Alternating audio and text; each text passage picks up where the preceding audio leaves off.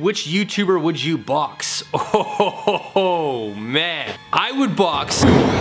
This is weird because I'm uploading on a day that I never really upload on. Thursday. When was the last time I uploaded on a Thursday. What's up, everybody? Yesterday's video just was not up to par. It wasn't super fun. So instead, I've decided I want to do a Q&A. I feel like it's been so long since I've done a Q&A. I pretty much put a notification out on my Instagram story, Twitter, and on Snapchat. So if you guys aren't following me on any of those, then you probably didn't know I was doing a Q&A. For those of you that did, I said use the hashtag @Danocracy. I want to answer as many of these as I can in the shortest amount of time possible. Let's go. Okay, first question from Shad Radical. Hey Dan, how'd you make the blue guitar in the background of your videos? Thanks. Oh, you can kind of see it right here. Some days, and this is the God's honest truth, I'll be sitting on the couch or I'll be in the shower and I'll think, that would be really, really cool to do. That guitar I bought off of Kijiji. It was like some guy who bought it for their kid who never ended up using it, so he sold it. I think I bought it for like $75. I then went out and bought mint or like kind of like teal spray paint. This is the color right here. This is actually the can that I used for that. I sanded down the whole guitar and then I spray painted all of it teal, and I thought, you know what? I'm gonna do the strings some other color. So I went out, bought new strings, and I dipped them in neon orange. I want to do some kind of like cool modern art style thing for my house, so I figured what's cooler than a guitar spray painted all one color. Ali Ruxenus,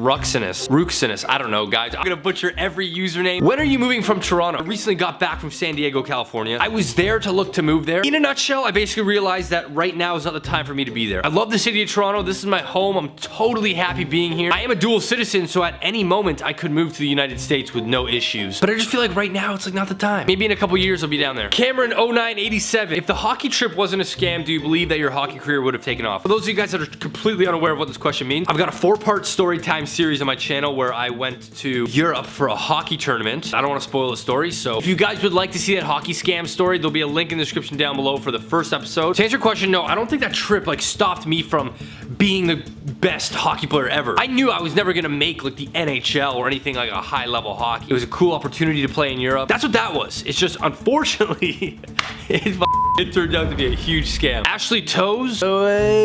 Shit. If the name Charlie wasn't a name, what would you have named Charlie? First off, to address all of the Charlie questions and about his name, Charlie was always gonna be the name Charlie. That's the name that I already had in my head. Funny enough, and why I think it was meant to be that him and I were buddies, when I first found him, his name was already Charlie. Kind of played a role in why I needed to get him. If his name wasn't gonna be Charlie, or if that name didn't exist, tossing around the name George. I know you're like, what, a dog named George, but think of a wiener dog named George. He would have a bow tie at all times. He just kind of like trot along, just be like, hey George, come here, George. Like, I think George would be kind of a cute one. Ali Bo, what gives you instant nostalgia? If you smell like a certain smell or if you hear a certain song. When I see my high school, I spent a lot of time as a kid at my grandparents. So when I'm in that area of Toronto, that brought me back to a lot of things I did in my childhood. There's quite a few things. Chantel Korn. Oh my God. You didn't want to activate Charlie with that one. Why don't you make any more drum videos? My drums are currently in storage. The problem of being in a condo is that bass pedal, when you're hitting the bass pedal, it really rattles and sound travels in a building. It just sounds like somebody's constantly knocking or hammering. I couldn't really do it in here. Yeah, I mean, I love playing drums. I haven't played in a while. Andy Langmeyer, messing that up. Anyways, hey Dan, tell us about a formative moment or challenge in your life that felt impossible or defeating in the moment that ended up having a lot of meaning or changed you for the better. When I graduated university, US government was essentially like, hey, we know that you're applying for dual citizenship.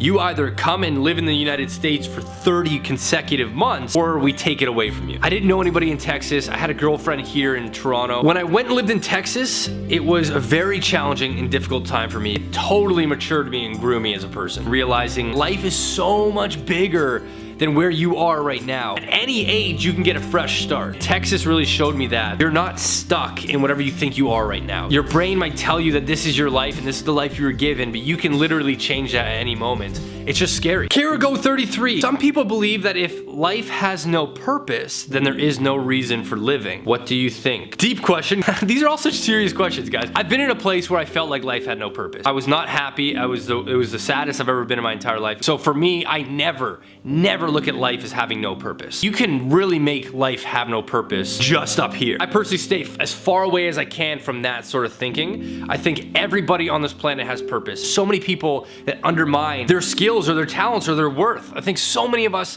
think we just fall into this pool of like we're the same as everybody else, but realistically, you do offer something that nobody else has. We all think We're the same, we're average, we're not doing something extraordinary, so we're just like everybody else. So life has no purpose. Purpose in life comes from within and whatever you feel you need to do. And you won't necessarily know your purpose right away. It could take years, it could take 50, 60 years. You could be on your deathbed and finally realize what your purpose in life is. I don't put so much stress on trying to figure out what my purpose in life is. I just live the life that I'm given, and I'm hoping one day I can look back and think, that was my purpose. WXVVYG. Since boxing is hyping around YouTube, which YouTuber would you box? Oh, YouTube right now, for some reason, is turning into like an amateur boxing league. I'm totally fascinated about YouTube nowadays. It went from this super small community-based thing to this massive thing that everybody wants to do right now. Because these are people that live around the world, it's not about talking it out. They only have their platform. It started out with like diss tracks. I find diss tracks such an unproductive way to deal with a situation. Now we're getting into boxing matches from people that don't box. Coming up, I just saw this last night. There's a confirmed fight with Nick Crompton. Nick Crompton is in a boxing fight. What is YouTube turning into? A lot of these boxing fights, they don't even have beef with each other. They just try to compare who could I fight. To answer your question, who I would box, I wouldn't box anybody. There are some people that I would love to like punch in the face, but I'm not gonna create this whole public ordeal about wanting to create a boxing match with them. That's not what YouTube's about for me. I think the only legit beef that is getting really intense right now, Fuzi and the Vitali. Watching the content they're putting out is so damaging to both their careers. That is the only one that I could see being like really passionate boxing match. Back to your question, I'm not gonna publicly say who I'd want to box because I'm not about like dealing with issues through a boxing match. I'm not a boxer, nor are like any of these people boxing. Who would I punch in the face? Oh my god, man. I can think of a handful of people. Next question though. Garrett's5621. If you change your whole name, what would it be? I actually had the opportunity to change my name. Fun fact, when you become a US citizen, okay, when you officially pass the test for a US citizenship, you're in this room with a guy. He's filling with the form and he goes, what do you want your name to be? And I said, what do you mean? He goes, when you become a US citizen, you get one free name change. and I'm like, what the f? Like, this is like Sims right now.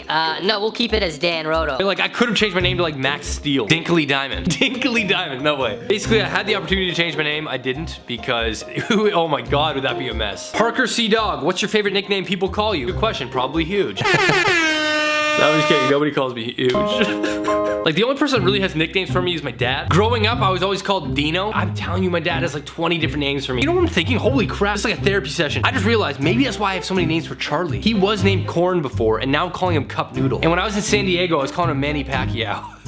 I started calling him Manny Pacquiao and he started responding. I'm like, I thought corn was bad, but I'm not gonna be at a dog park calling my dog Manny Pacquiao. I would say Dino out of all the ones I've ever been called. Probably Dino. Tiffany, what are some of the toughest comments to read on any social media platform? At this point, I would say 99% of the comments, if they're hurtful or mean, do not have any effect on me. Unless you're showing me a picture of you, have a YouTube channel already where I could roast you back. It's not fair from like MILF Hunter 42 with a picture of a Minecraft character to like say that I'm ugly. I think the ones that are the most hurtful or toughest to read for me is when I have a friend or a girlfriend in my video and they start making fun of them. They're coming into my world and being a guest. It's not fair, and I hate that. Most of the time those people get blocked. Okay, so there you guys have it. That was my Q&A for this time around. If I didn't answer your question, please feel free to hit me up on Twitter at MTheDanocracy. Ask a question there. Follow me on Instagram at Danocracy. Thank you guys so much for watching. Please subscribe to this video. If you guys want merch, make sure you give this video a like, just so I know. I appreciate all the questions you guys asked, and I'll see you guys in my next video.